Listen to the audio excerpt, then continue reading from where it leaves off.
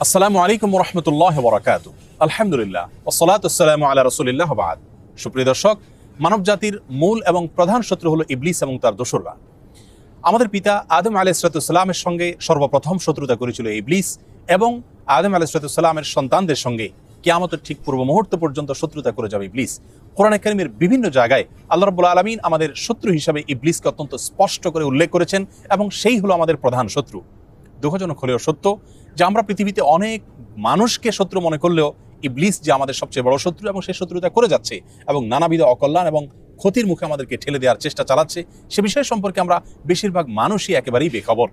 আজ আমরা কোরআন এবং হাদিসের আলোকে 15টি আমলের কথা বলতে চাই, যে আমলগুলোর মাধ্যমে একজন মানুষ শয়তানের শয়তানি থেকে, তার চক্রান্ত থেকে নিজেকে হেফাজত রাখতে পারবে। প্রিয় দর্শক, শয়তান আমাদেরকে বিভিন্নভাবে ক্ষতিগ্রস্ত করে থাকে, অনেক সময় শারীরিকভাবে ক্ষতিগ্রস্ত করে থাকে।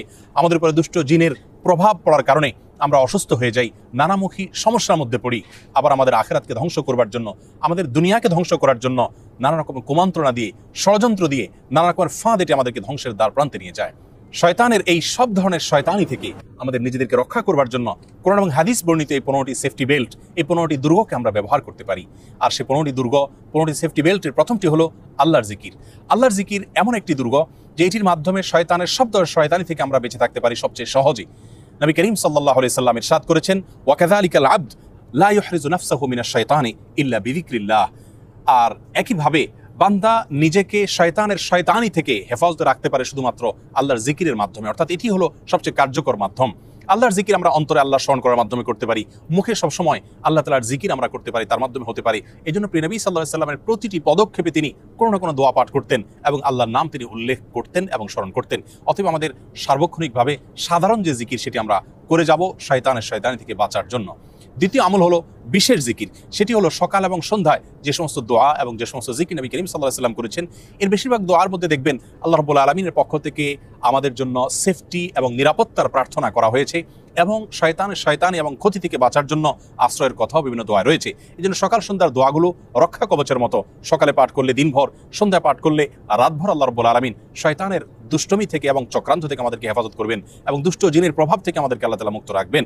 তৃতীয় আমলটিও বিশেষ একটি জিকির, সেটি হলো বিসমিল্লাহ পাঠ করা। একজন ইমানদার তার প্রতিটি কাজে যখন বিসমিল্লাহ পাঠ করতে থাকে, তখন সে কাজটিতে অন্তত শয়তান আর অংশগ্রহণ করবার সুযোগ পায় না। এই জন্য নবী সাল্লাল্লাহু আলাইহি সাল্লাম বলেছেন, কেউ যখন খেতে বসে শুরুতে বিসমিল্লাহ বলে খাবার গ্রহণ করা শুরু করে, তখন তার সাথে ইবলিস অংশগ্রহণ করতে পারে না। বাসায় প্রবেশের সময় যদি বিসমিল্লাহ পাঠ করে, তখন তার সাথে আর শয়তান প্রবেশ করতে পারে না। যখন স্ত্রী সহবাসের সময় বিসমিল্লাহ পাঠ করে, শয়তান তার সাথে অংশগ্রহণ করতে পারে না। বাসা থেকে বের হওয়ার সময় যখন বিসমিল্লাহ পাঠ করে, তখনও আল্লাহ রাব্বুল আলামিন তাকে নিরাপদে রাখেন।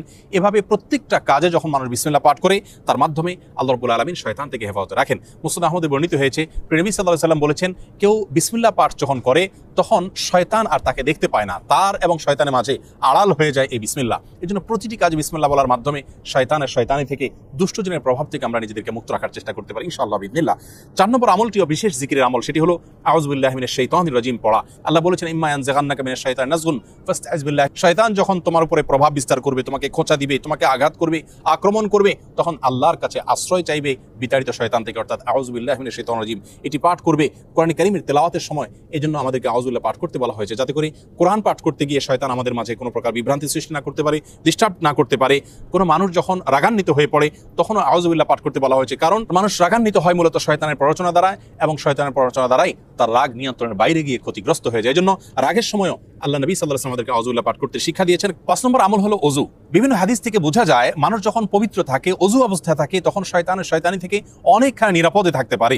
এই জন্য কখনো ওযু ছুটে গেলে পরবর্তী সালাত বা নামাজের জন্য ওযু করব, সে পর্যন্ত অপেক্ষা না করে বরং দ্রুততার সাথে ওযু করে ফেলা উচিত। একইভাবে যদি কখনো গোসল ফরজ হয়, অনতিবিলম্বে গোসল করা উচিত। যদি কোনো কারণে গোসল করতে দেরি হয়, তাহলে সেক্ষেত্রে অন্তত ওযু করে নেওয়া উচিত। নবী সাল্লাল্লাহু আলাইহি ওয়াসাল্লাম সেটি করতেন। এর কারণ হলো, মানুষ যখন অপবিত্র হয়ে যায়, বিশেষ করে গোসল যখন ফরজ হয়, তখন কোনো সাধারণ ইবাদতগুলো সে করতে পারে না, বিশেষ করে তেলাওয়াত ইত্যাদি করতে পারে না এবং রহমতের ফেরেশতা তার কাছে আসে না। এই সময়টাতে ইবলিস তাকে বিভ্রান্ত করার এবং পথভ্রষ্ট করার সুযোগ তার তৈরি হয়। এই জন্য ওযু করার মাধ্যমে অন্তত কিছুটা হলেও আল্লাহ তাআলার রহমতের কাছাকাছি নিজেকে নিয়ে যাওয়ার চেষ্টা করতে হয়। এই জন্য ওযুর মাধ্যমে আমরা শয়তানের শয়তানি থেকে বেঁচে থাকতে পারি।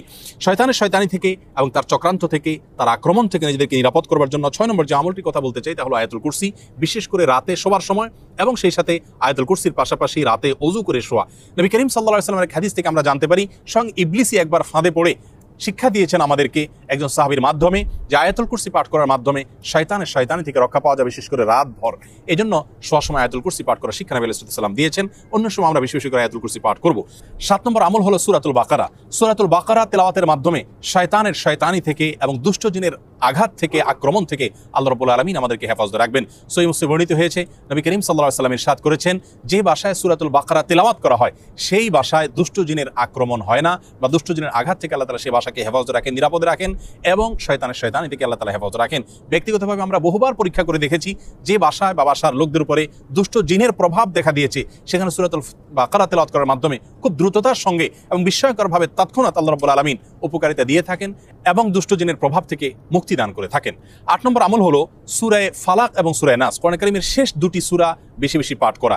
এই দুটি সূরার নামই হলো মুআউযাতাইন, অর্থাৎ যে সূরার মাধ্যমে আল্লাহর কাছে আশ্রয় প্রার্থনা করা হয়, বিশেষ করে দুষ্ট জিন থেকে, শয়তান থেকে। সূরা নাসের মধ্যে তো বলাই আছে, মিন শাররিল ওয়াসওয়াসিল খান্নাস, অর্থাৎ হে আল্লাহ, আমরা আপনার কাছে আশ্রয় প্রার্থনা করি কুমন্ত্রণা দানকারী শয়তানি থেকে, কুমন্ত্রণা থেকে। এজন্য সূরা ফালাক এবং সূরা নাস যেহেতু নামই হলো মুআউযাতাইন বা আশ্রয় লাভের সূরা, এজন্য এই দুটি সূরার মাধ্যমে আমরা শয়তানি থেকে আল্লাহর আশ্রয় লাভ করতে পারি। সকাল সন্ধ্যায় 3 বার পাঠ করা, 5 ওয়াক্ত সালাতের পরে একবার পাঠ করা, এছাড়াও সব সময় বেশি বেশি করে আমরা এই সূরা পাঠ করতে পারি। বিশেষ করে কেউ যদি শয়তানে ফিল করেন, অনুভব করেন, দুষ্ট জিনের প্রভাব অনুভব করেন, তাহলে এই সূরাগুলো বেশি বেশি করে পাঠ করতে পারেন উচ্চস্বরে এবং সাধারণভাবে। 9 নম্বর আমল হলো বাসাবাড়ি, অফিস এবং আবাসন স্থলকে যে কোনো ধরনের প্রাণীর ছবি, প্রতিমা বা শোপিস ইত্যাদি থেকে মুক্ত রাখা।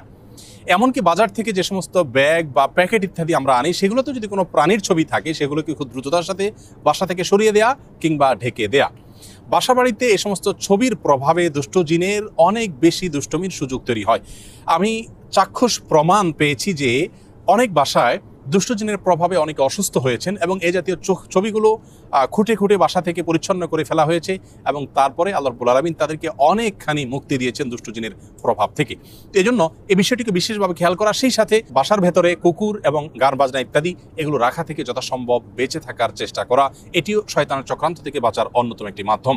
10 নম্বর আমল হলো আমরা যখন হাই তুলি তখন হাত বা কোনো কিছু দিয়ে মুখকে ঢেকে দেওয়ার চেষ্টা করতে হবে। কারণ সহিহ মুসলিম হাদিসে বর্ণিত হয়েছে, নবী করিম সাল্লাল্লাহু আলাইহি ওয়াসাল্লাম ইরশাদ করেছেন, কেউ যখন হাই তুলে তখন ওই সুযোগে শয়তান তার ভেতরে প্রবেশ করে। আপনারা লক্ষ্য করবেন যে যার উপরে জিনের প্রভাব খুব বেশি আছে, এরকম লোকেরা অনেক সময় খুব বেশি ঘন ঘন হাই তুলতে থাকে, কারণ ওই সুযোগে শয়তান ভেতরে প্রবেশ করে। এর মাধ্যমে নবী আলাইহিস সালামের কথার সত্যতা আমরা খুঁজে পাই। তো হাই তোলার সময় যথাসম্ভব হাত বা কোনো কিছু দিয়ে মুখকে ঢেকে দেয়া, যাতে করে শয়তান ভেতরে প্রবেশ করতে না পারে। 11 নম্বর আমল হলো আমরা যখন অজুতে নাকে পানি দেব, তখন যথাসম্ভব নাকে পানি দিয়ে নাক পরিষ্কার করার চেষ্টা করা। নাকের ভেতরে যতটুকু সম্ভব হয় পানি প্রবেশ করিয়ে তারপরে নাককে পরিষ্কার করার চেষ্টা করতে হবে। কারণ হাদিসে বর্ণিত হয়েছে, নবী আলাইহিস সালাম বলেছেন, ইন্না শায়তানা ইয়াবিতু ফি খাইশুমি আহাদিকুম, তোমাদের নাকের ছিদ্রের ভেতরে শয়তান বাসা বেঁধে থাকে। অতএব অজুতে পানি দিয়ে সেটাকে পরিষ্কার করার মাধ্যমে শয়তান থেকে পরিচ্ছন্ন এবং মুক্ত করা যায়। অতএব এই আমলটিও শয়তান এবং দুষ্টজিনের প্রভাব থেকে বাঁচার জন্য আমরা ইনশাআল্লাহ বিদিনিল্লাহ করব। 12 নম্বর আমল হলো টয়লেট ব্যবহারের ক্ষেত্রে খুব বেশি সতর্ক থাকা। কারণ টয়লেটে শয়তানের অবস্থান থাকে অনেক মজবুতভাবে এবং সুদৃঢ়ভাবে। বিশেষ করে বাসাবাড়ির মধ্যে যখন অ্যাটাচ টয়লেট থাকে, তখন এই টয়লেটগুলোর দরজা যথাসম্ভব বন্ধ করে রাখা, এবং টয়লেটে প্রবেশের সময় নবী আলাইহিস সালাম যে দোয়া শিক্ষা দিয়েছেন, সে দোয়াতেই মূলত এই পয়েন্টটি রয়েছে যে, হে আল্লাহ, আমরা আপনার কাছে আশ্রয় চাই দুষ্ট জিনের দুষ্টমি থেকে, অর্থাৎ ভেতরে দুষ্ট জিনের অবস্থান থাকে এবং ওই অবস্থা সে প্রভাব বিস্তার করে থাকে। এই জন্য ঢোকার আগে সে দোয়া পাঠ করে নেওয়া, আল্লাহুম্মা বিসমিল্লাহি আল্লাহুম্মা ইন্নী আউযু বিকা মিনাল খুবুসি ওয়াল খাবাইস। সেই সাথে বাম পা দিয়ে প্রবেশ করা এবং সুন্নাহগুলোকে মেনে চলার চেষ্টা করা, এটিও দুষ্টজিন এবং শয়তানের প্রভাব থেকে বেঁচে থাকার জন্য অন্যতম গুরুত্বপূর্ণ একটি আমল। 13 নম্বর আমল হলো ফজরের সালাত বিশেষভাবে গুরুত্বের সাথে পাঠ করা।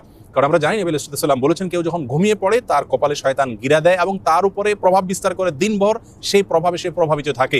কিন্তু যদি কেউ সাহসিকতার সাথে উঠে যায়, সঠিকভাবে ওযু করে এবং মসজিদে গিয়ে জামাতের সাথে পুরুষরা ফজরের সালাত আদায় করে, নারীরা বাসায় আদায় করেন, তাহলে আল্লাহ রাব্বুল আলামিন তাকে সারাদিন শয়তানি থেকে বাঁচিয়ে রাখেন এবং সকাল থেকে সে ফাসবাহা নাশীতান নাফস, হাসি খুশি থাকে এবং তার মনটা ফ্রেশ থাকে। এর মাধ্যমেও তার দিনটা বরকতময় যায় এবং শয়তানের প্রভাব থেকে মুক্ত থাকে। 14 নম্বর আমল হলো মসজিদে প্রবেশ সময় একটি দোয়া নবী আলাইহিস সালাম শিক্ষা দিয়েছেন, যেটি সুনান আবু দাউদে বর্ণিত হয়েছে। সেই দোয়াটি পাঠ করা, আউযু বিল্লাহিল আযীম ওয়া বিওয়াজহিহিল কারীম ওয়া সুলতানিহিল কাদীম মিনাশ শাইতানির রাজীম। আবার বলছি, আউযু বিল্লাহিল আযীম ওয়া বিওয়াজহিহিল কারীম ওয়া সুলতানিহিল কাদীম মিনাশ শাইতানির রাজীম। এখানে মূলত দুষ্ট শয়তান থেকে বিশেষভাবে আল্লাহর কাছে আশ্রয় প্রার্থনা করা হয়ে থাকে। এর মাধ্যমে আল্লাহ রাব্বুল আলামিন ওই ব্যক্তিকে শয়তানি থেকে সারা দিনে হেফাজতে রাখেন। এই বিষয়টিও হাদিসে বর্ণিত হয়েছে। 15 নম্বর এবং সর্বশেষ আমল হলো দুষ্ট জিনের এবং শয়তানের বিশেষ কিছু জায়গা আছে, সেই জায়গাগুলো যথাসম্ভব অ্যাভয়েড করা। যেমন টয়লেটে যত অল্প সময় অবস্থান করা যায় সেখানে দুষ্টজিনের প্রভাব থাকে খুব বেশি, এবং যেখানে জনমানব শূন্য জায়গা, বিশেষ করে কোনো বাসায়, কোনো ফ্ল্যাটে বা এমন কোনো জায়গা যেখানে মানুষ বসবাস সচরাচর করে না, এই জায়গাগুলোতে তাদের বিচরণ বেশি থাকে।